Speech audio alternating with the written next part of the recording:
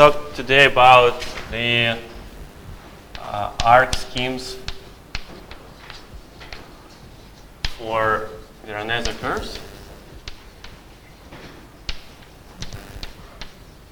And let me start with a brief plan of my talk. So I'll start with the finite dimensional situation, dimensional picture. Since these arc schemes are defined for, they're built on a finite dimensional Veronese curves, and so I'll just state the main objects, the main theorems, and it becomes clear, well, I hope so, what we're going to talk about. And then I'll define what are the arc schemes, and also say a few words about the jet schemes and Zastava spaces. So just a few words that these are infinite dimensional objects, infinite dimensional algebraic varieties, and these are their kind of finite dimensional approximations. However, if you want to look at them as just varieties, of course, finite dimensional varieties are simpler than infinite dimensional. But if you want somehow to describe coordinate rings or whatever information you want to know, then these guys are much simpler. I'll say a few. And then I'll describe the coordinate rings.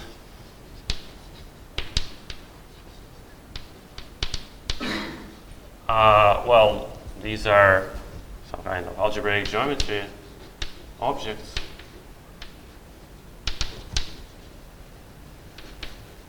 And then I'll give the description in terms of representation theory of current algebras.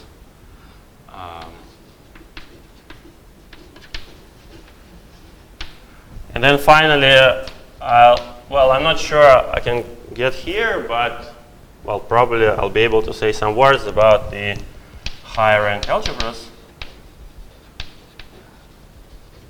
So just two remarks before I start. So these four parts, they are concerned with the Lie algebra SL2 only. And I think I'm not going to get further, but let me say from the very beginning that all the story has higher rank analogs, and well, you can say many things, maybe not in that details, but anyway, many things can be done in general. And one more thing before I start, that this is all the joint work with Ilya Dumanski.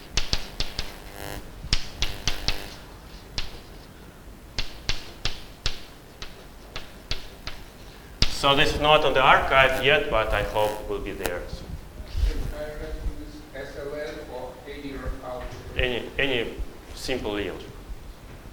So for ADE, it's more kind of doable, but in principle, all the questions, they exist in general, and some of the results can be obtained in the whole general. Okay, so let me start from the very beginning. So the very first object I want to consider is P1. So first of all, my field will be the field of complex numbers.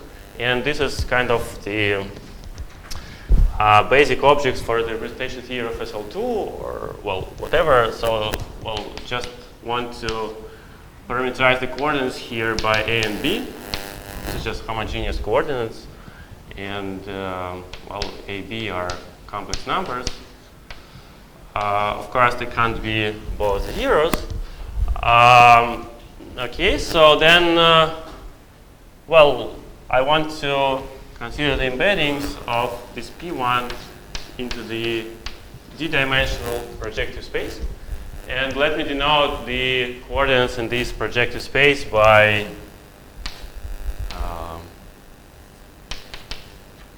x0, x1, up to xt. So these are my coordinates, and you can give the map very explicitly. So this is what is called the Veronese degree D. Veronese curve. Sometimes people call it rational normal curve.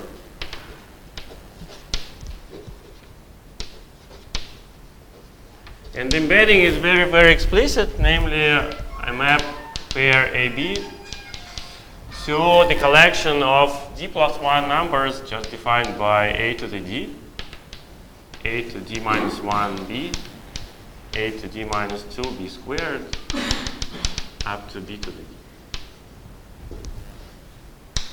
So of course you can see that if I scale both a and b, then those numbers also got scaled. So this is a map from P1 to PD. Okay, now you can ask what's the image. So in principle it's given in a very explicit way. So just you fix any two numbers, a and b, and you get a collection of numbers in PD.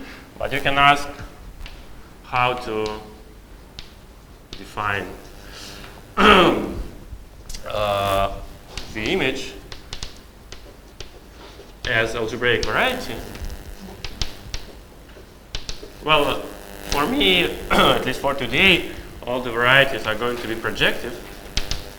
So they all sit inside the projective space, as we have here. And you can answer these questions very easily. So here is the answer.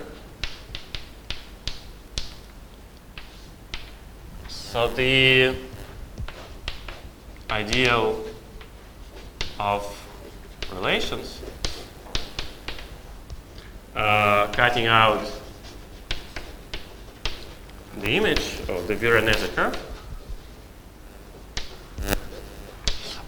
is generated by the following very simple quadratic polynomials, xi xj minus xi minus y xj plus 1, where I and j are from 1 to g minus 1. So you can easily see that if you plug in these expressions instead of xi and xj, then of course this is true. So I mean this difference is 0.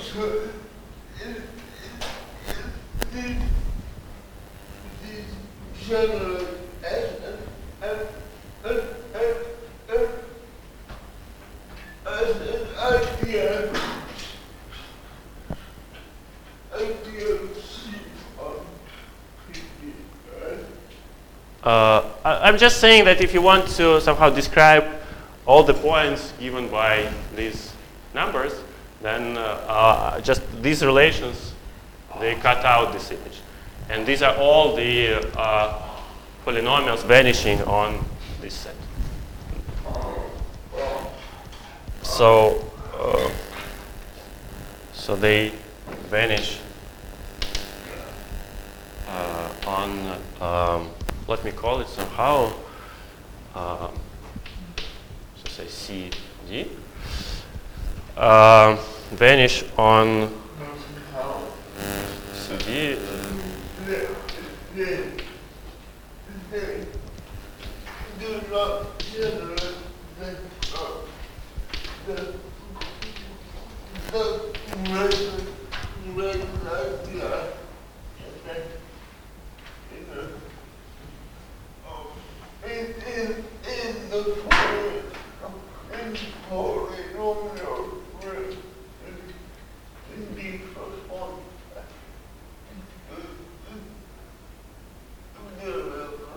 No, we have these d plus 1 variables, yes, x0, x1 up to xd. And then we are looking at the functions on this projective space are homogeneous polynomials, right? And these are homogeneous polynomials of degree 2. And then we can consider all the homogeneous polynomials, all the ideal homogeneous polynomials generated by this.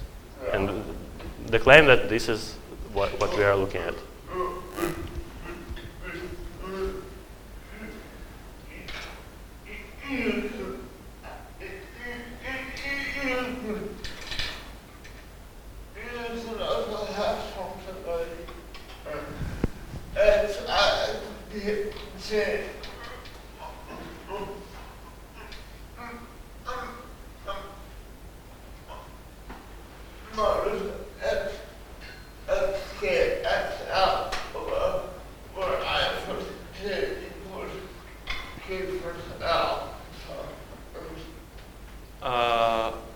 So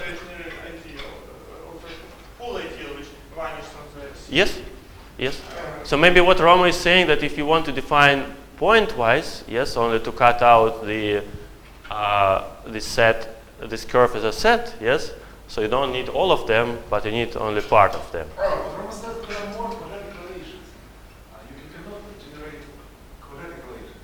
You can generate higher relations. Roma says there are more quadratic relations. What are they?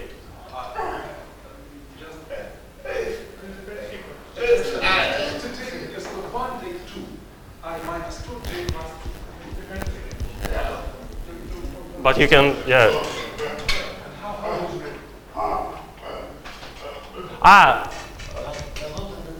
So you are saying that you want to add xi,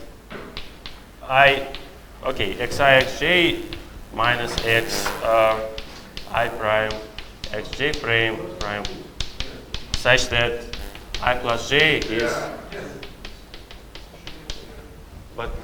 but you can, these are linear combinations, but this is also true. So I mean, yeah. So in principle, you can take all the relation of this form. This is also true, of course. But so anyway, this is also enough. Say it again.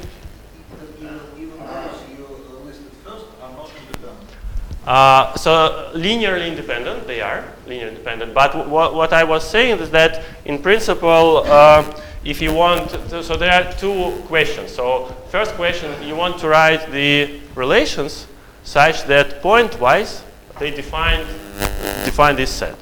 So I mean, for example, I can give you an example. So if you have, say, just C, one-dimensional space, and you have inside point 0. Then you can cut this point inside C by the singular relation x squared is 0. Then the solution is just this point. But in principle, there is also a polynomial x, which also vanishes at this point, but does not belong to this ideal. So I'm saying that in principle, you can even take a smaller number, cutting out the same set, but if you want all the relations, all the polynomials vanishing on this set, then this is the answer. So this is a radical. Absolutely. Right.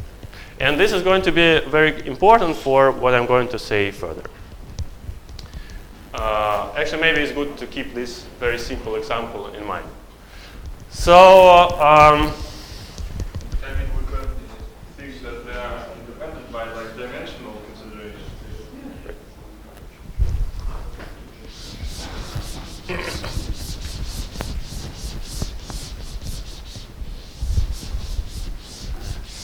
Okay, so this is my geometric object, and now there is something called homogeneous coordinate ring.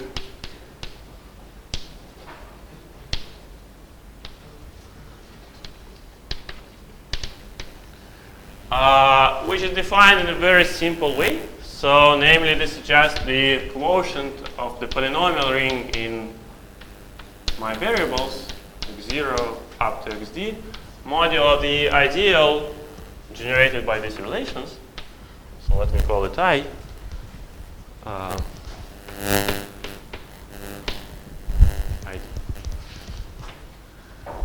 So this is the homogeneous coordinate ring, and since the let me call it R, D here, and since the relations are quadratic, so they are homogeneous. So this is just a direct sum over n greater than 0, R d sub n.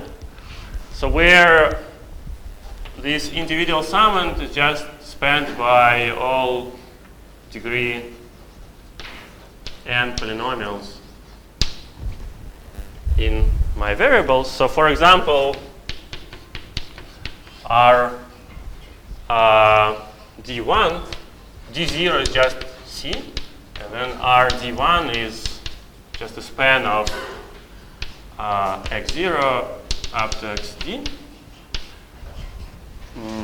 And say RD2 is the span of xi xg. But of course we have some relations here, so these are no longer linear independent. There is some relation. So let me give you an example for, say, in our situation d equals 2. Well, we have one single relation, so we have P1 sitting inside P2.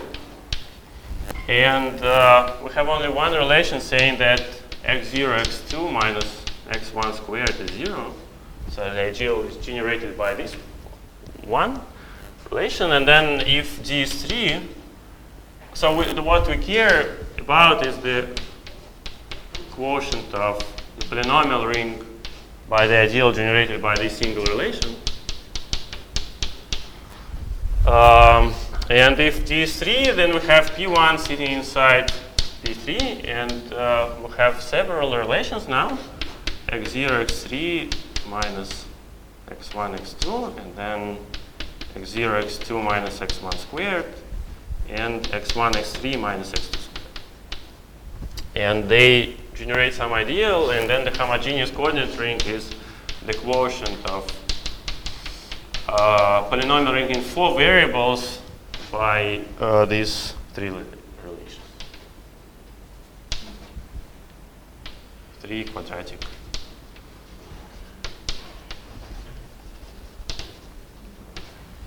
Okay, and so what is so nice about these coordinate rings is that, let me put it as a claim, that RDN is actually isomorphic to, well, let me put it like this now, V, D, and omega. So actually you can, maybe let me first say that this is the vector space of dimension Dn plus 1. But to be precise, this is something which is V, D, and omega. I'll say in a minute what is that. For example, well, if D is 1, so we have no relation at all. So if D is 1, then just R1n, just the space of degree n polynomials in variables x0, x1. Yes, and it's clear that the dimension is n plus 1, and this is actually very, very simple object. But to explain what I mean here, let me introduce the SL2, which is, of course, around.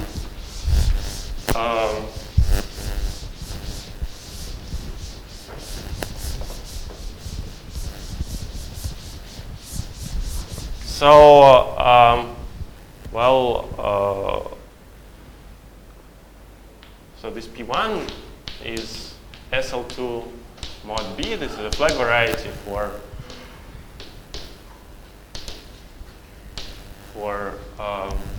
the group SL2. And actually, let me denote by V m omega. This is m plus 1 dimensional, irreducible representation of SL2. So we know that SL2 has, well, irreducible representation labeled by number, and this is exactly the representation corresponding to M.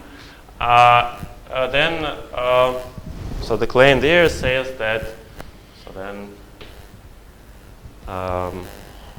we can consider our PD is like P of V d omega. So this projectivization of d plus 1 dimensional vector space, and this is PD, and therefore this has an action of SL2, and so the homogeneous coordinate ring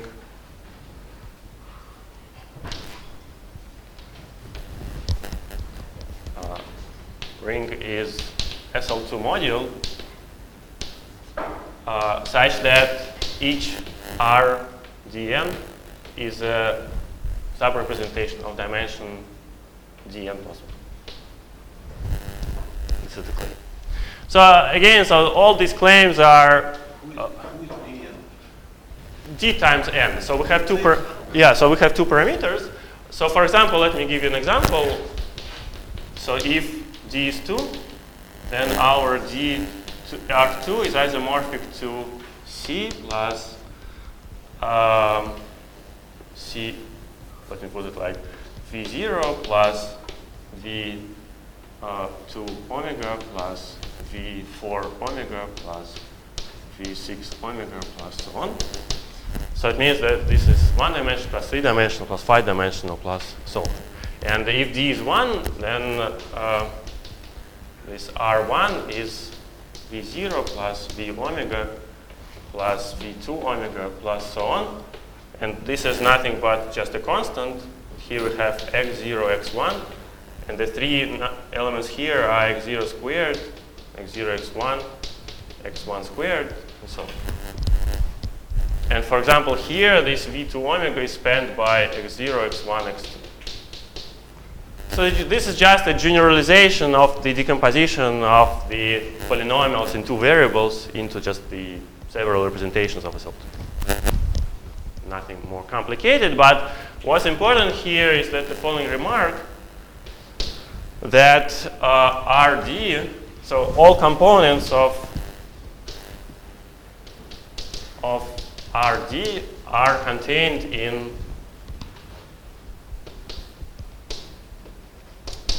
R1. So it means that all the R1 has all the irreducible representations of SL2 you can imagine. And if you go to the higher D case, higher degree case, then some representations just disappear, but some of them are still there. Okay, so why I'm saying that in the more complicated situation I'm going to talk about is not going to be true. And our whole business is to understand what's going on. Okay, so this is the motivation. And now let me introduce the main objects I'm going to talk about. These are the so-called R schemes. So, the name might be a bit frightening, but in fact, this is quite a natural thing. So I think it goes back to John Nash, at least probably, well, I saw this in his paper, 68. And, the idea is as follows. So you have some variety x sitting inside, say, a fine or projective space, doesn't matter. So this is an algebraic variety. And yeah, actually this 68 paper was published, I think, in 1995 somewhere, but never. So sitting inside PD, and then we have, this is the set of these d plus 1 tuples. These are homogeneous coordinates. And then there is some ideal cutting out this PD, this x inside will get back there, but let me now consider some extra variable t, just formal. Or you can consider it as not a formal, but just like a number. And then I take xi of t. So these are no longer going to be just some fixed numbers, but they should depend on the parameter t. And then you can take, so an arc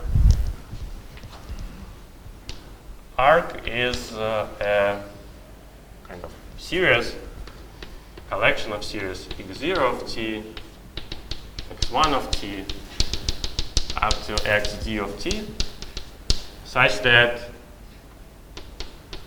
for small enough t,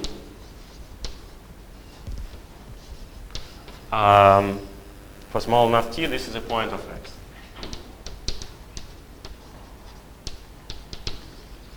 So the picture might be as follows. So you have this x, and then you start somewhere, and then you draw an arc inside this variety, which is for small enough t still in x. And this was used to study singularities of the algebraic varieties. And the variety of this arc somehow is related to the resolution of singularities. It's not what I'm going to talk about today, but nevertheless, this was initial motivation, and this is why it's called an arc. But for me, t is a formal variable.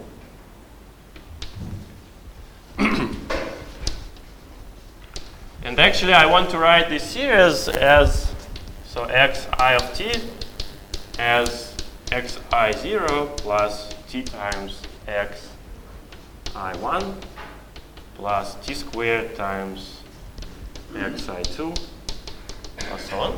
So this is just a formal series. So I have this finite number of variables here. And now for each variable, I write such a series. Well, I is from 0 to d. And instead of having this finite number of variables, I have an infinite number. And actually, these new variables, they are labeled by the lower index, which is just from 0 to d, and the upper index, which goes from 0 to infinity. And my conditions are, so we want collection x0 of t up to xd of t to be inside my x for all t. So let me give you an example so you can see how does it work in our situation.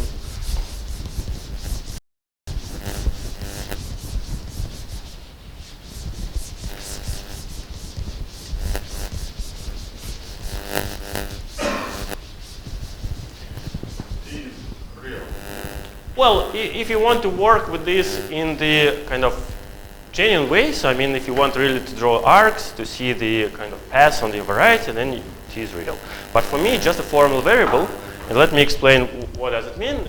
I think it will be clear.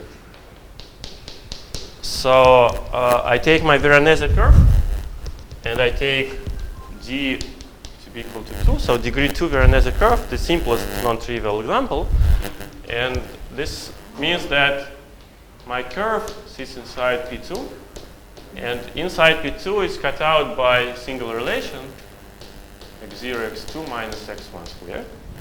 Now, as I said, I want to replace this with x0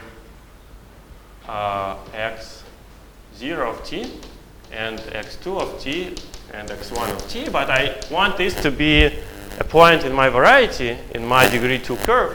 So meaning that I want this relation to be true for all t. Yes, thank you. And so these are series. So let me just expand them, all the series in t, and let's see what's going to be the result. So if I expand it t to the 0, well, I take just a free term, then what I get is x0, 0, x2, 0, minus x1, 0 squared. And then if I take t, the first power of t, then I get x0, 0, x2, 1, plus x0, 1, x2, 0, minus twice x1, 0, x1, 1. And I can go further. And then what I want to do is just I want to consider, so just the definition. So formal arc scheme.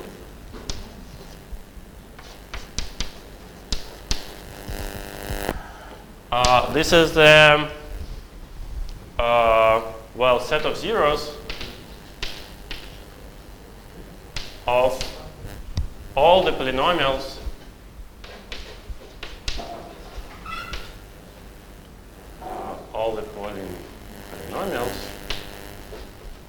which are the coefficients of expansion of initial relations. So of T expansion. So once again, what I'm doing, I take all the relations I have in the finite dimensional situation, then I replace each variable with such a series, and then I expand and collect all the coefficients in front of all the powers of T. Well, so you can see here what I'm getting is, well, from one relation I'm getting just a bunch of relations, infinite number. And then, well, I said here that these are a set of zeros, but where? So, for example, in my situation, so I had P2, and this P2 had coordinates x0, x1, x2, and now it's replaced with, so P2 was projective space of a three-dimensional vector space. And now, well, we had three coordinates here, x0, x1, x2, and now this is replaced with P of infinite dimensional vector space. Let me write it as C3 tensor C of Z. But, well, I'm not saying something surprising from this point of view, just saying that you have three numbers which are, well, these indices 0, 1, and 2, but also you have upper index which corresponds just to the power of Z. You don't want to take the quote but the inverse of power. No. Yes, this is a good point. So this is projective space. So the usual projective space. So usual projective space, so meaning that,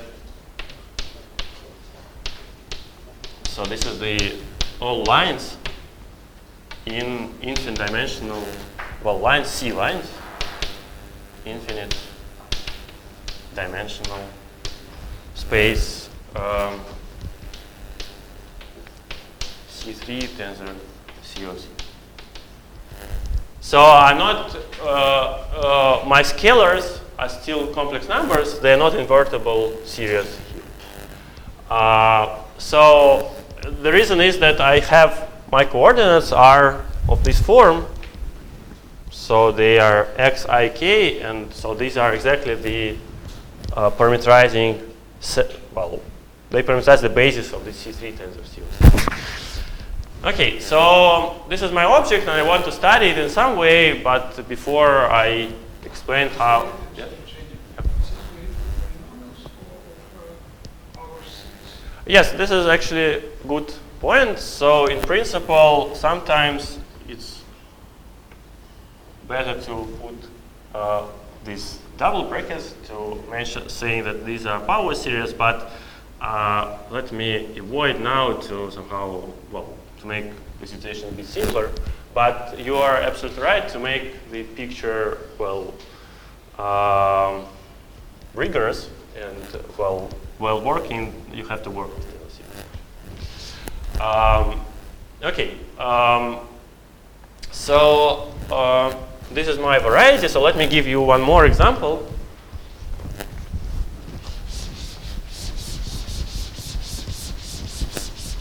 Yes, maybe before I go further, let me also say what is the analog of the Veronese curve here. I mean, so you remember, so my P2, the degree 2 Veronese curve, was realized as the set of points of the form a squared, ab, b squared. Right? So this was the definition of my Veronese curve sitting in P2. And now let me do the following. So yes, here A and B, these are free parameters, so parameterizing a point in P1. And now let me, instead of considering these A, B, let me take the bunch of new free parameters. I put A, say, 0, A1, etc.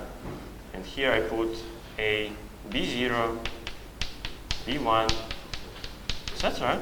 And then I replace this with the set of points of the form A of Z squared, A of Z, B of Z, and then B of Z squared. Let me explain what do I mean. So I can pack those variables into that one series.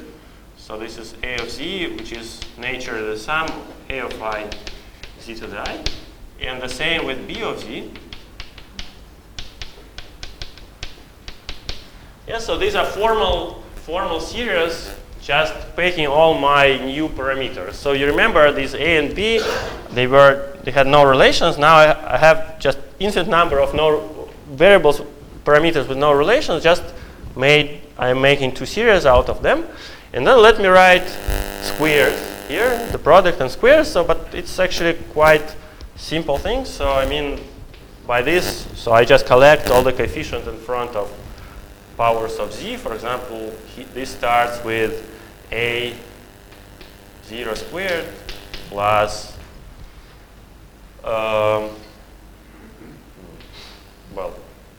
the series. Yeah. So let me write it here. So a of z squared is a 0 squared plus twice a0 f1 a1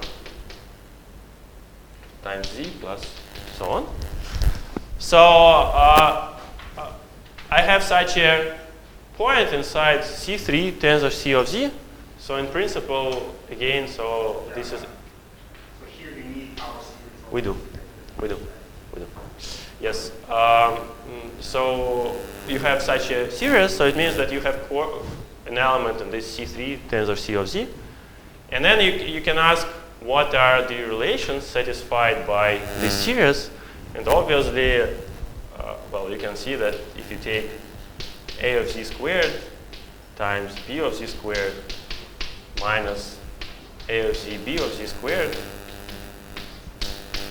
and this is of course 0, so nothing is changed. So we're just replacing the Veronese curve here with the analog where the numbers are replaced with just zeros in one variable. So this is just the very concrete parameterization of my set.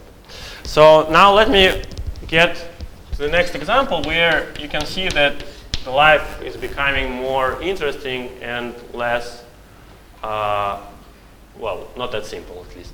So the example is d equals 3. And let me write my Veronese curve, my corresponding to the arc scheme.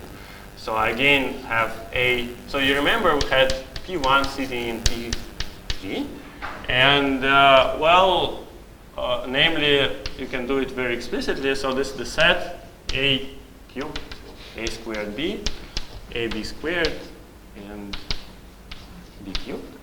And we wrote down 3 quadratic relations on these numbers. But now what we want to do, we want to replace A with A of z and B with B of z. And then we want to write the following 4 series, A of z cubed, and then A of z squared, B of z, and A of z, B of z squared, and B of z cubed. So more precisely, so I wrote here 4 series in z, but what I mean here is that I take individual coefficient, all individual coefficients of all those 4 series. So this infinite number of polynomials in my variables ai and bi. So again, I have this ai and bi. And now I'm asking what are the, so the question is, what are the relations satisfied by all the coefficients of my 4 series, A of z to the I, B of z, 3 minus. So is there a way to describe these relations? And first of all, of course, you can say that there are some naive relations coming from the relations for Veronese curve. Namely, of course, I can write that A of z cubed times B of z cubed equals to A of z squared B of z times A of z B of z squared. So, well, this comes from the Veronese curve relation.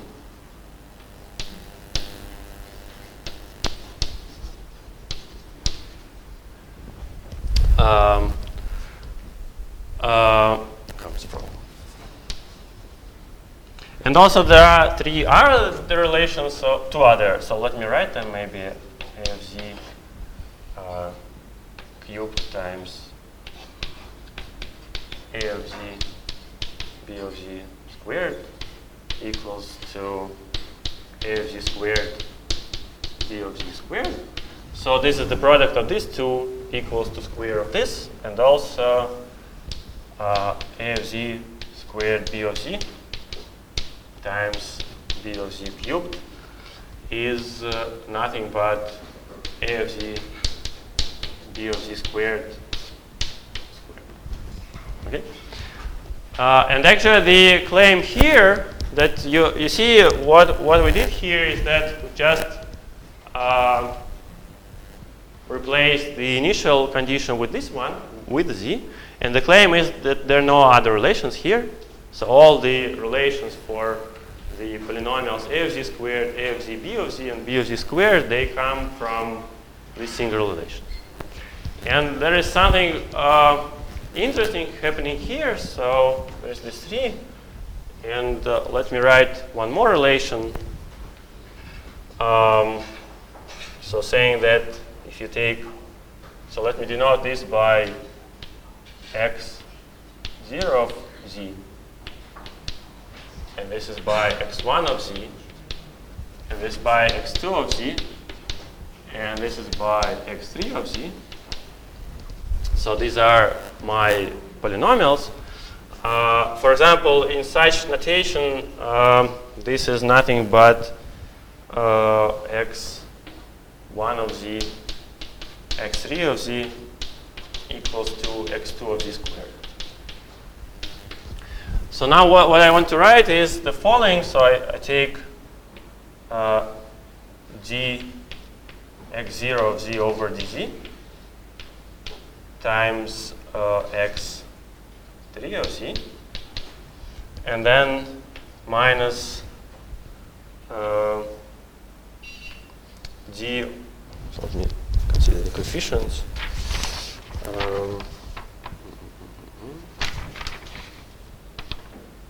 Yes, minus twice d x1 of z over dz times x2 of z, and plus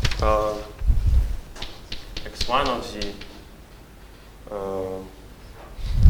let me see, yes, plus x1 of z d x2 of z over dz.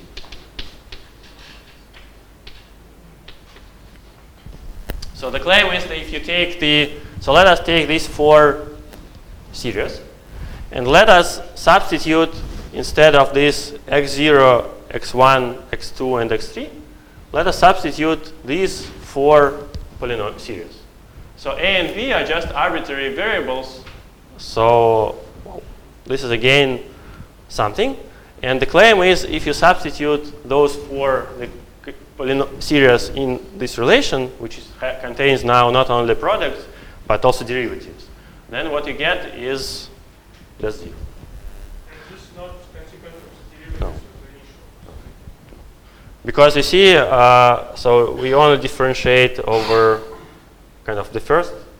So well, I mean, of course, it's not the proof, yeah, but how would you get the consequences? You would like to differentiate some of them. You see here we have 0, 3. So it means that there's only one actually relation we can use, and this is this one.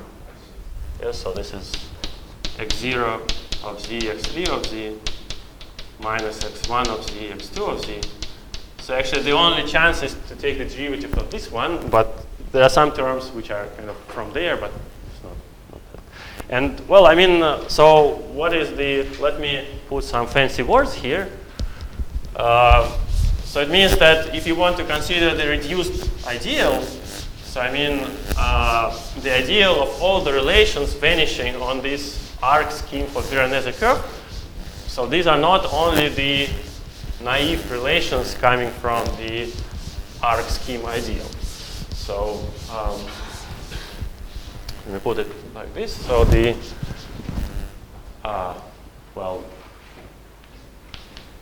it's not really a theorem, but this is a message rather that, so the arc scheme for Veronese curve is not reduced. But this can be fixed, and actually you can write what is the reduced scheme structure.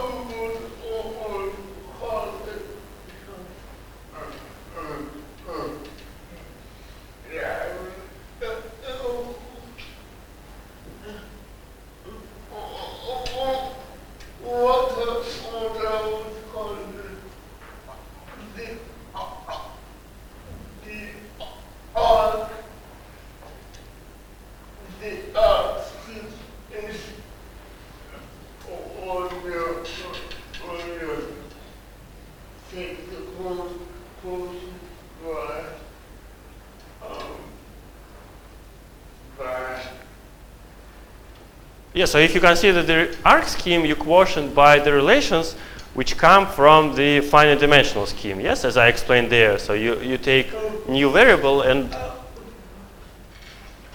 but here,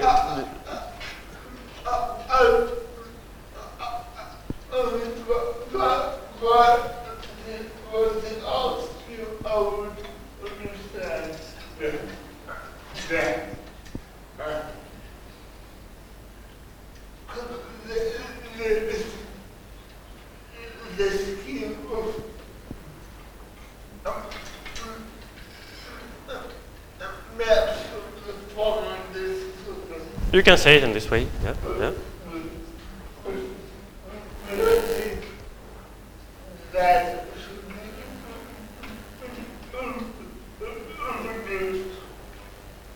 But I mean, so the reduced scheme means that you have the kind of variety, yes, and then you look at all the polynomials vanishing on this variety. But if you write the equations in this way, so what you can get is something not reduced.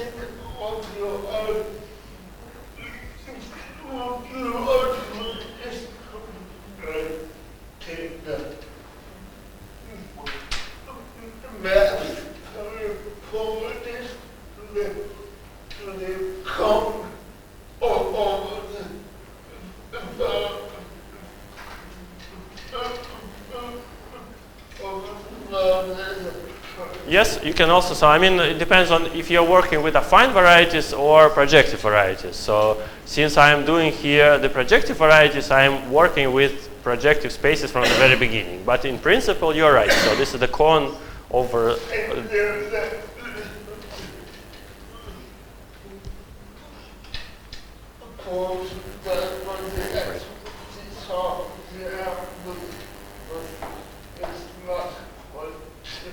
So there are two different constructions. You're right. So you can do work with a fine piece of your projective variety, look at what's happening there, and then try to glue it. So this is one way.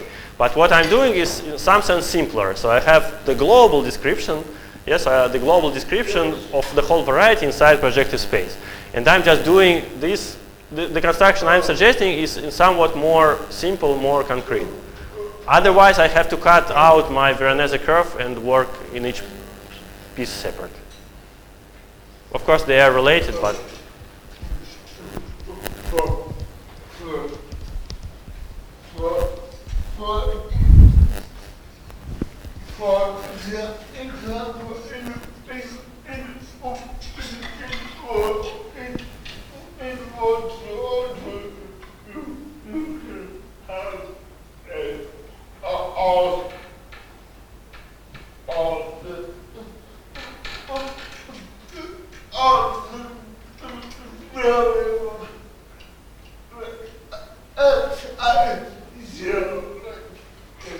for example, in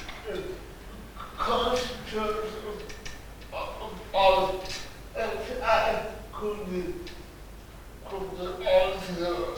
you can have no, I don't know what can be in general, but in this situation, so the ideal can be described very explicitly. So, Igor? Just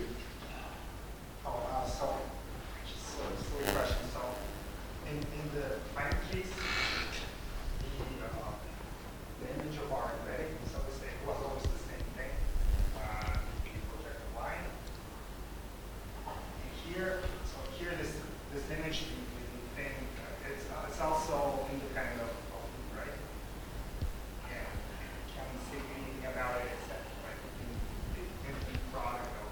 It just this projective space of C2 tensor C of Z.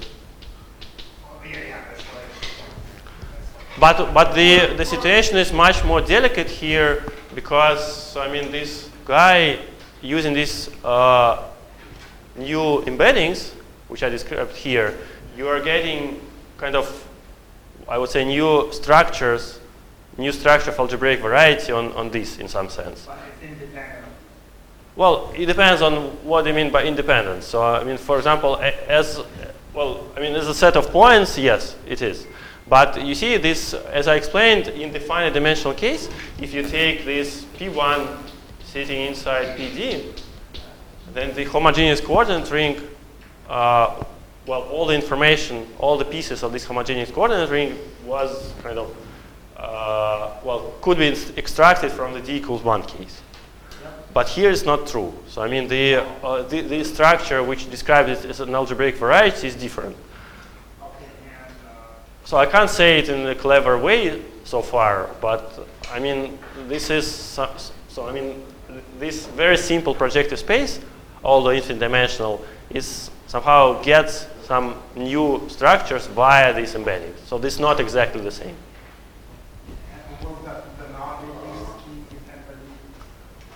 I think yes. But the natural thing to describe is the reduced scheme. For this example, so is it the only relation you have to add to get all? Here, yes. Here is the one. Generally, so what is the idea? Yeah. Yeah. Mm-hmm. Let me say it. So let me say it as a theorem also.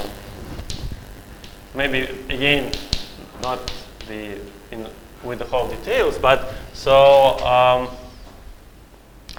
or rather, let me give you an example. If D is 4, yes, so here D was 3, and then if D is 4, then what kind of variables we have? x0, x1, x2, x3, x4. So these are finite number of variables. And then what kind of relations we have here? So we start with x0, x2 minus x1 squared. And this is still x0 of z, x2 of z minus x1 of z squared. So nothing should be added. And then I take these two, x0, x. Yeah, so I also have, so this is the distance 2 relations. So they involve x0, x2, and one middle term. And we have two more of such a form. So this is x1, x3 minus x2 squared. And you're getting also the only one. And also x2, x4 minus x3 squared. And you're getting the only one. Now we have 2 degree 2 relations. So they are distance 3 relations. x0, x3 minus x1, x2.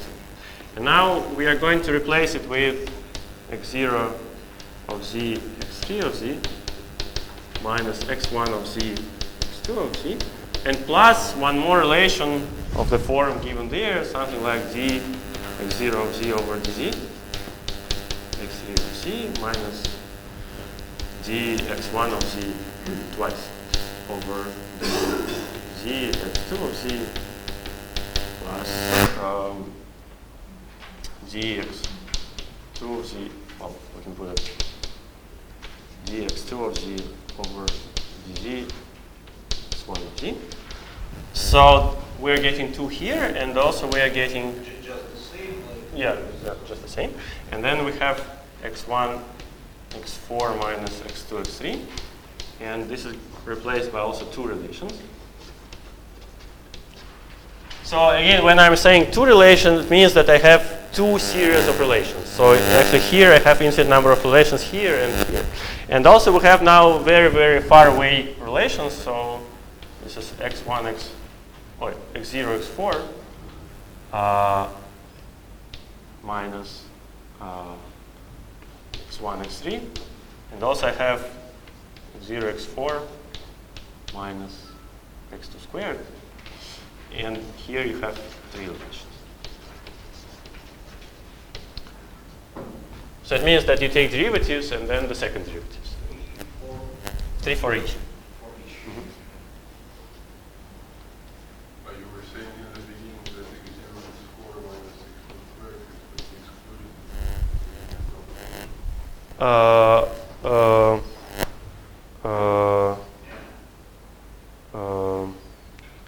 x0 x4. So you're saying that so we can write x0 x4 as x1 x3, and then we can write this as x2 squared. Yes, you're right. So in the finite dimensional, maybe here we also don't need it. Yeah, you're right. Probably this also can be ignored. I'm not. Well, I think yes. I think also. You don't. The same relation or with the sum. The sum also should be. I mean, I think all this can be ignored.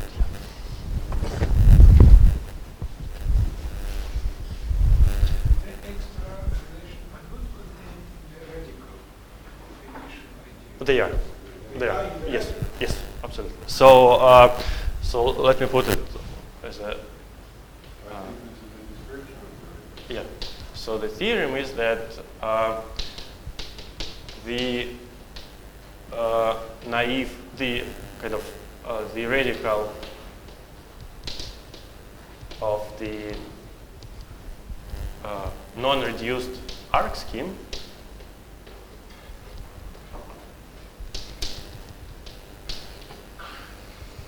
is described by these how to call them differential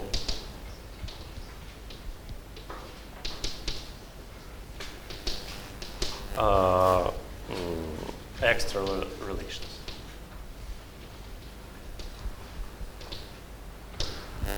So for general D, you can also write this in a very explicit way, and so there are some coefficients, so you can see this 2, but otherwise you have some more complicated binomial coefficients, but nevertheless the structure is very, very similar. So for each such a piece, you add several new things. Okay.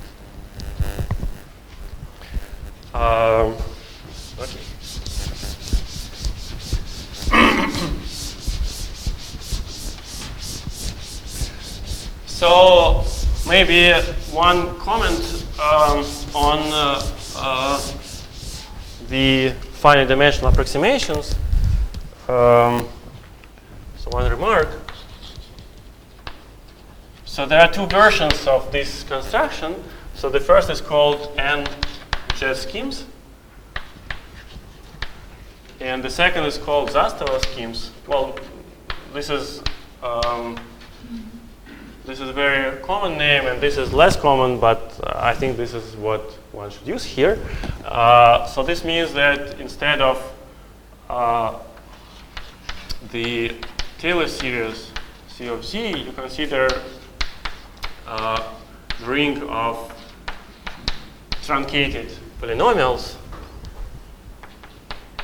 So I mean, you see everywhere we just replace the relations for numbers with the relations for Taylor series. And then we can, instead of taking the whole Taylor series, just let us truncate it and take the ring C of Z modulo Z to n plus 1. So this means that you just, if you multiply two series, then you consider Z to n plus 1 as just 0. And then you can play the same game, but you now have only finite number of variables if you fix this n. And you can work with finite dimensional varieties and then get the whole picture as the limit of these NZ schemes. And this Zastava schemes is that you take still C of Z, but you allow only finite series. So meaning that you take, if you have a variable a, you just replace it with a0 plus a1z plus so on plus a n z to the n.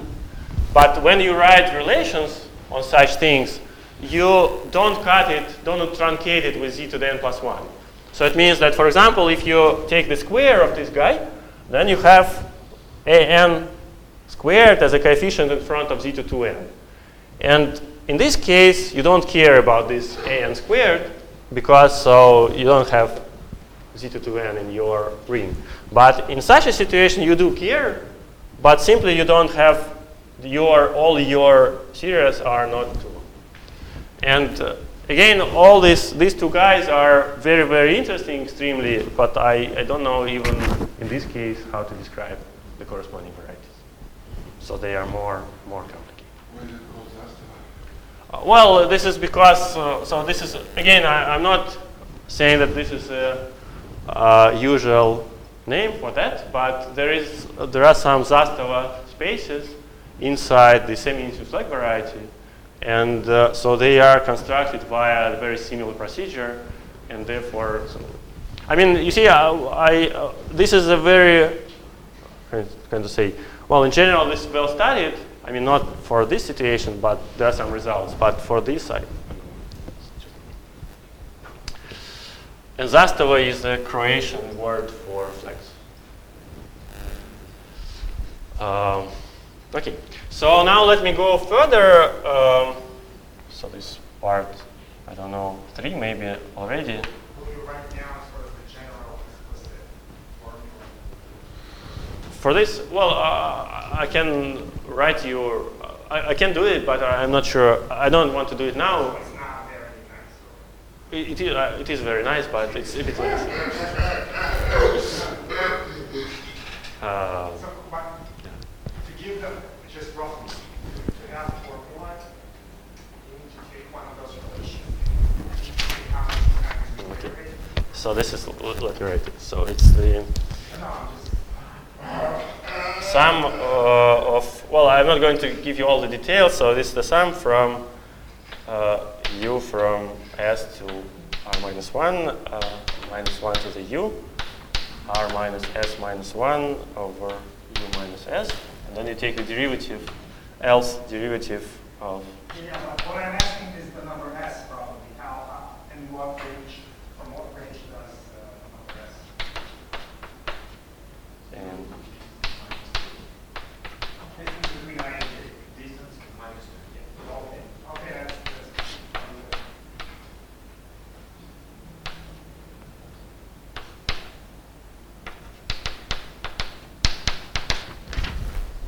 so you take the, so the distance from two guys are more, well, at least 2.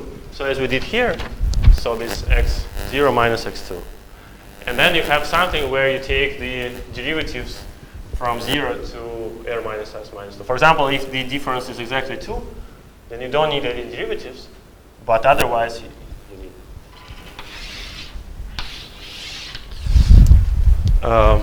Okay, so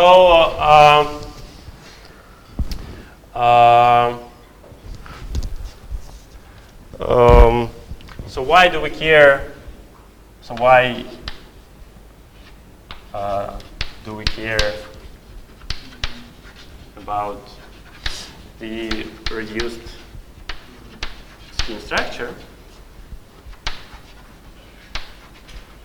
Well, from the point of view of algebraic geometry, yeah.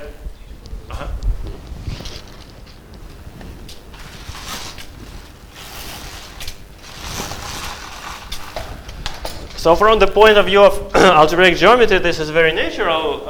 So I mean, this is some variety, although infinite dimensional, but still. But I just want to say that this is very natural from the point of view of representative theory and combinatorics. So let me explain why. So let me do very, very baby example. Although even in this baby example, the things are not that simple as we had before. So d equals 1. So what does it mean? It means that we have this projective space of C2 tensor C of C. So this is a projective space, although infinite dimensional, but well, still this is not something too complicated. What are the coordinates here? So the coordinates are of the form x0, 0, x0, 1, x0, 2, so on, and x1, 0, x1, 1, x1, 2, so on. So you have the bench of coordinates labeled by I and k. I is 0, 1, and k greater than 0. And so you have no relations at all. So because for d equals 1, we didn't have any relation for the Veronese curve of degree 1. So this is just P1 itself. And so the corresponding homogeneous coordinate ring in this arc scheme situation is just the polynomial ring in this infinite number of variables. So you don't have to be afraid of that, although there are infinite number of them, but still these are just polynomials in infinite number of variables. So let's see how does it work. So for example, you start with the degree 0 polynomials. These are just numbers. And then the next thing is, well, you take the span of x, I, k. Well, it's kind of convenient to pack them together to this one. So this is C2 tensor C of z. So actually to just make it simpler, the notation, let me write it C2 of z. So this is just a tensor product of C2 tensor C of z. So just you have C2 sitting at z to the 0, z to the 1, z to the 2, and so on. So just this space. And then after that you have the symmetric square of this C2 of z. Well, because these variables, they commute in the polynomial ring. So this is the symmetric power. And then you have the third symmetric power. And so on. Oops. So now you can ask, what are these spaces? How do they look like? So let us first extract some combinatorial information about this ring.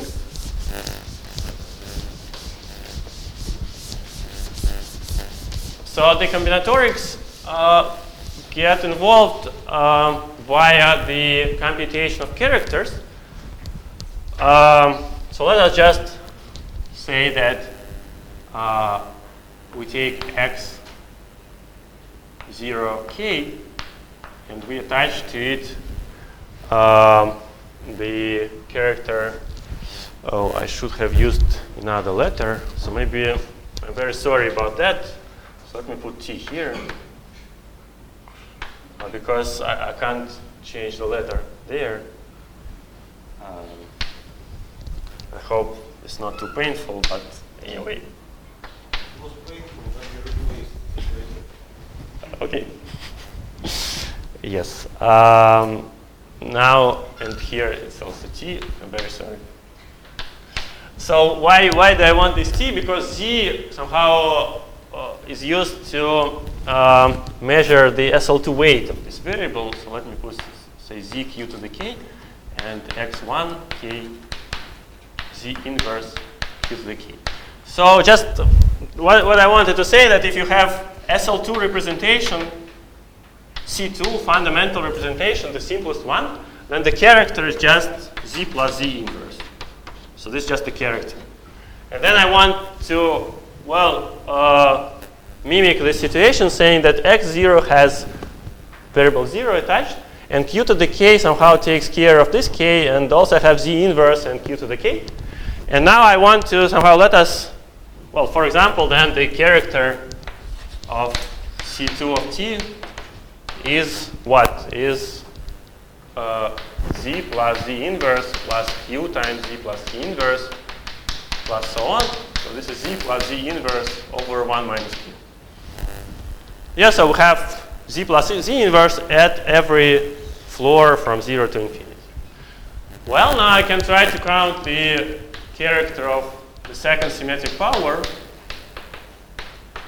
which is a bit more tricky, but still kind of very simple computation. So you take all the possible quadratic monomials in these variables, and they have such kind of weight, and you want to count what is the character. And actually the answer is as follows. So in the denominator you have 1 minus q times 1 minus q squared. In the numerator you have z squared plus 1 plus q, z to the 0 plus z to minus 2. So again, this can be done in a very explicit way. So of course there are some scientific ways to count it without really counting, but it doesn't matter. But in general, you can also write the character as so say Sn of C2t. Here, this is q to the n, qn, where qn is the product 1 minus q, 1 minus q squared, 1 minus q to the n. And in the numerator, you have something called, let me write it, z to n minus 2k, and here you have q binomial coefficient, sometimes called Gaussian polynomial. But this is very kind of very explicit description, very explicit expression. Okay, so, but what can we also say about these spaces? So this is some numerical information, but also there is an algebra which is called the current algebra, which is just SL2 of t, which is SL2 tensor C of t. And you remember the coordinate rings? So, okay, maybe let me also write that the coordinate ring, just by definition, the coordinate ring of the arc scheme of the reduced or non-reduced of Veronese curve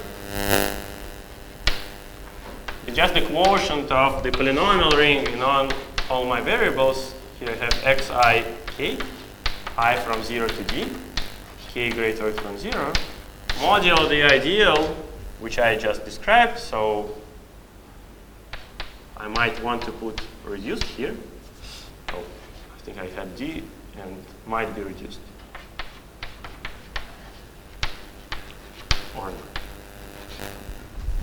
So this is the homogeneous coordinate ring. So I just quotient by all the relations I have, and then I want to understand what's that. And for example, well, I'm going to erase that, but this is exactly the ring corresponding to the case d equals 1. And we have no relations. Actually, this is it.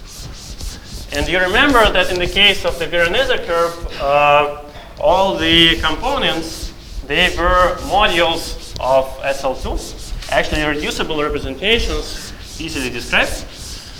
And you can ask what should be the answer here.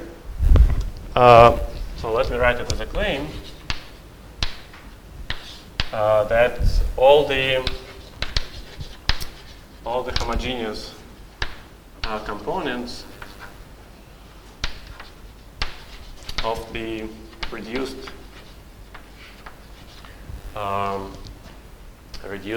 arc scheme of Veronese curves. So maybe it's again a theorem, not very of the reduced arc scheme of Veronese curve.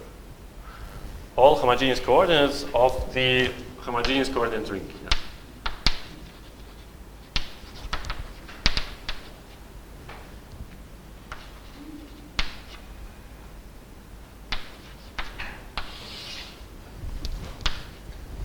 Veronese curves are again good modules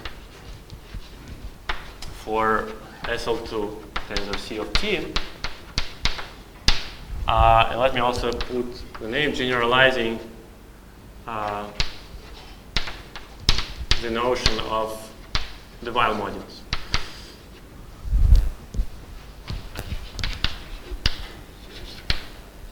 So let me, well, of course I'm not going to give all the details and all the explanations here, but let me give you a first continued example there. So this C2 of t, this is naturally SL2 of t module. So of course C2 is a module of SL2, and then these polynomials, they act on these polynomials.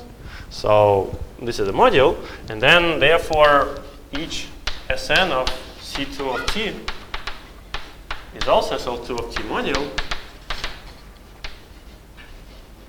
And then you can ask, what is this module, how to describe it. So you see it has very explicitly computable character. And you might ask, well, is it something interesting, something nice? And then the claim is that that this Cn of C2 of t is what is called Weil module.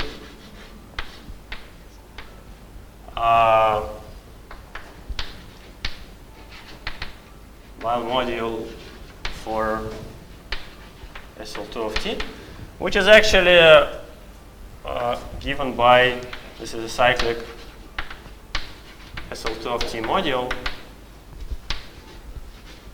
with the relations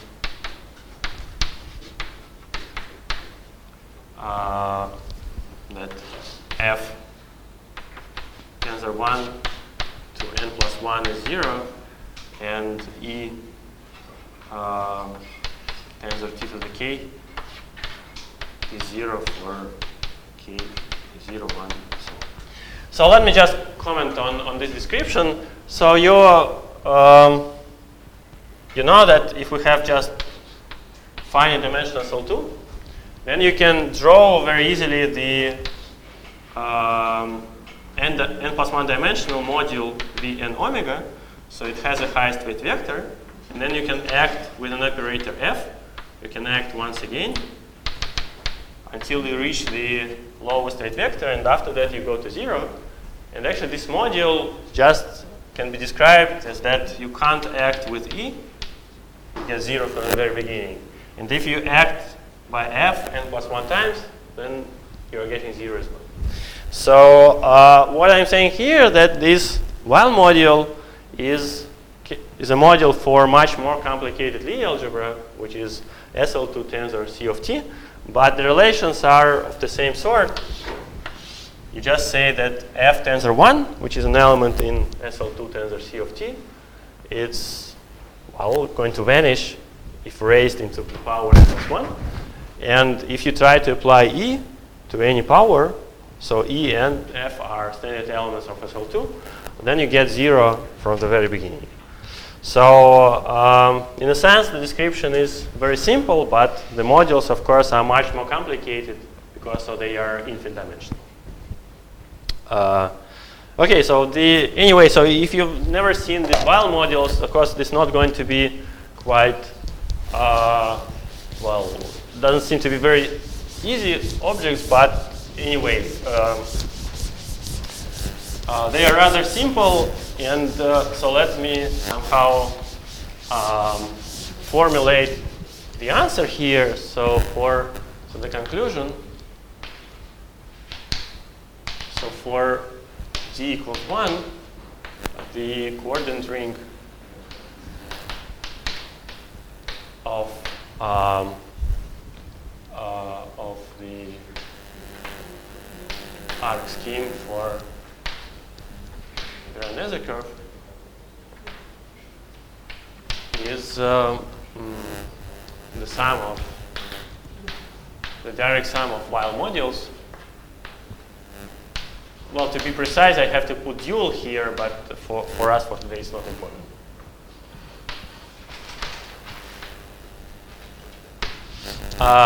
Okay, so this is the description for this very simple case where you don't have any relations. And then the general kind of remark or the general claim is that the non-reduced case does not have a nice description. The non-reduced case of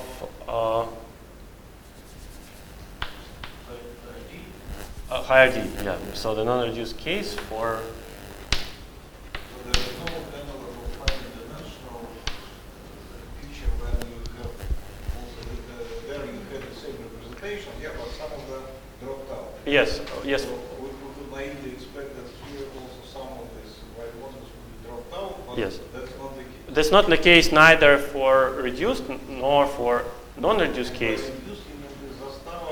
No, by reduced I mean, so you see, if we consider just the arc schemes where we took these relations without adding derivatives. So we are getting some ideal which is not reduced, so you have to add something. But for that case, you don't have any nice answer. Well, this is why I'm saying that reduced scheme structure is better, much better. So for the non-reduced case, for arc schemes, no good answer. But for But they are representations of they are, but I don't know what are those. Some strange representations. I'm not sure that they are cyclic, actually, probably not. Reduced case, there is a good answer. And actually, well, I don't have time, of course, to give you all the details, but let me maybe give you, again, I'll close with an example.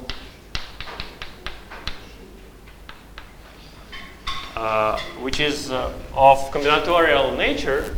So, so we consider some d, which is fixed, say greater or equal than 1, can be 1, 2, etc. And then we have the r d, which is the quotient of my polynomial ring xik. I from 0 to d and k greater or equal than 0, modulo the reduced ideal containing the derivatives. And then this is the direct sum of r dn, n greater or equal than 0. And then I want to describe what is this r dn. And well, the theorem says that, so there is a description in terms of representation theory, but let me write the character, saying that it has a kind of similar form. So here I have the same q to the qn, which I had before. And here I have some polynomial in p gn of z and q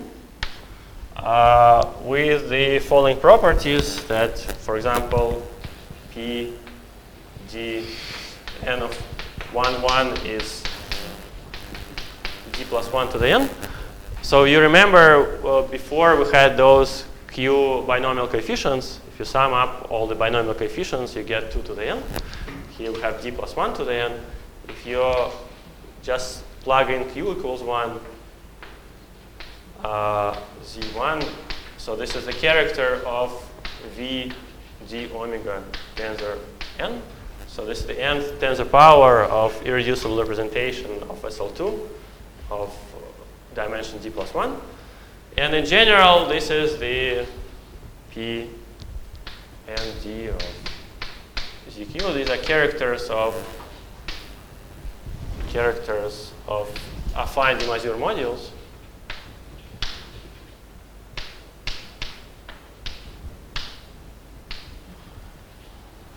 And this is the reason why this might be called the global de-Mazur modules of higher level, of level D. Well, maybe the last word is that, so these are cyclic modules for the current algebra. You can describe them somehow, and this denominator comes from the fact that there is an algebra of symmetric polynomials acting there. This is for those who are familiar with the Weil modules, global and local. And so this algebra of symmetric polynomials act freely, and this is the character of the quotient. Okay, I think I'm done. Thank you.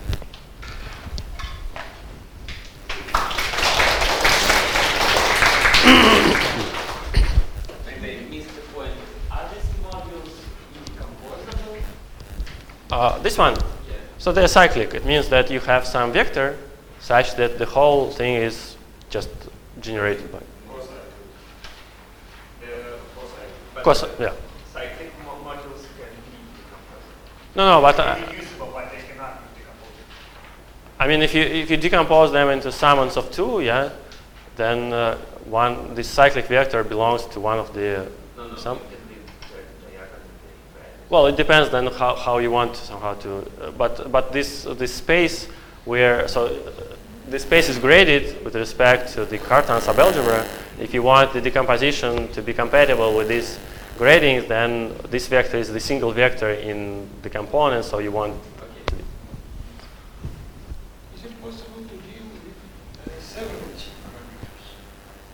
Yeah, that's a good question, but unfortunately I don't know. So this question should be somehow studied, but so far I don't know. What would you expect instead of current? No, of course. No, if you take the current algebra with several variables, so this SL2 tensor C of say T1, T2, but I don't know what. What do you have instead of as a curve for the higher rank? So as I said, P1 is flag variety for SL2, and it can be embedded via these Veronese embeddings into PD, and this PD is projectivization of irreducible representation of SL2. For any Lie algebra, you can consider flag variety, and then it can be embedded into projective space of some representation. So you just replace this PD with projective space of irreducible representation of your algebra, say for SL3. If you have this worked out in this, It depends on what if you want to state it rigorously, so you have to describe in more details what embeddings do we consider. So you see, because for SL2, actually there is a single fundamental representation, and then all irreducible representations they are of the form D only. But for general Lie algebra, there are several fundamental weights, and therefore you can consider your. so each regular weight provides its own problem. Yeah. So And the question is, if you solve all the problems. Yeah. So what we can do is that you can actually embed your. So you can embed your representation into fundamentals. Because you see, if you have V lambda, then you can also actually decompose them into the tensor product with respect to, it sits as a Cartan component in the tensor product, and therefore you can somehow do with multiples of fundamentals. So what we did is that you have several fundamentals, and you have multiples with the same number. So in some sense, some results are available in the whole generality, but the good situation is when you take V.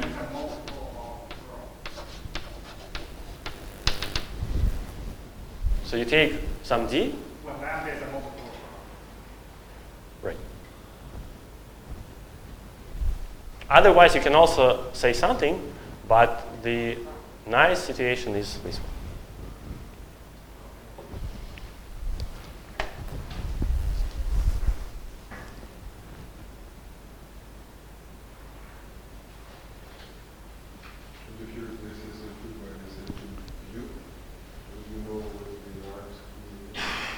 No, I don't know. But as I say, you need some variety also, yes, for that. So if you consider, so you just think of this variety as a functions I don't know.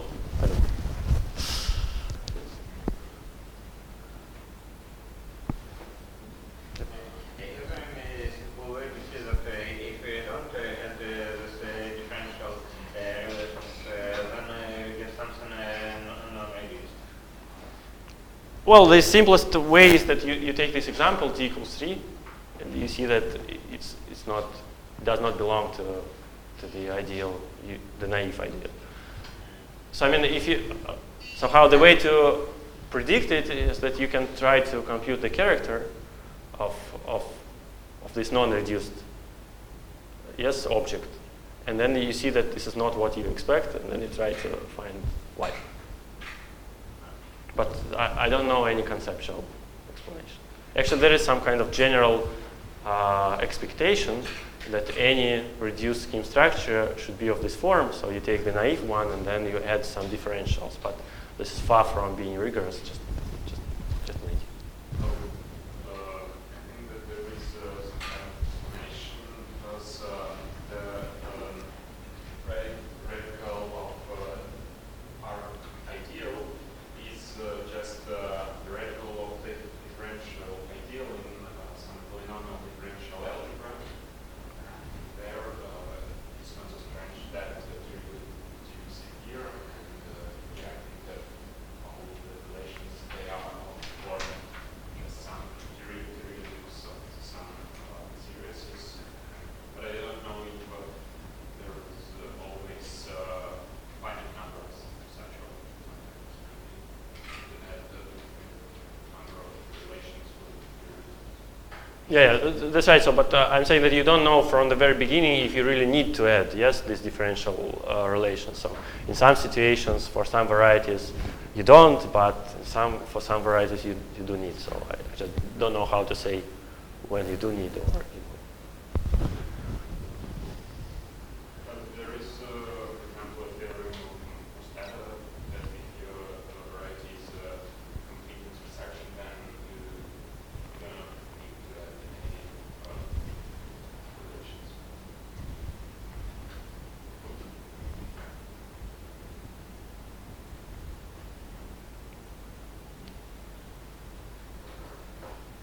Where this non-reduced components, like if you take general points on this variety, it will bring this component. So, how to describe this non-reduced components? Is there any way?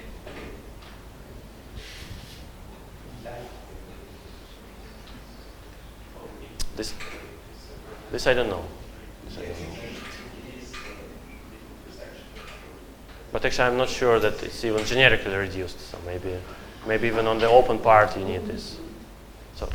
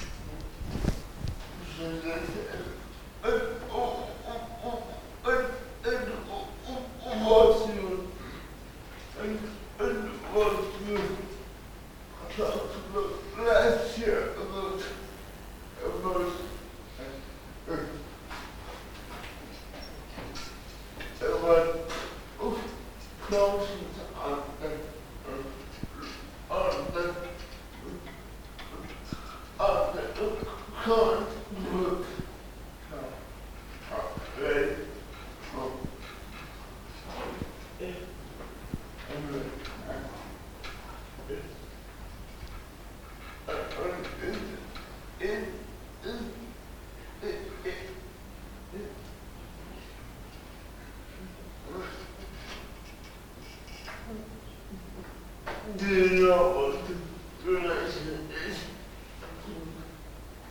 between this and that? I'm not sure I got the question, but well, you can try to explain me. Ask me later, okay?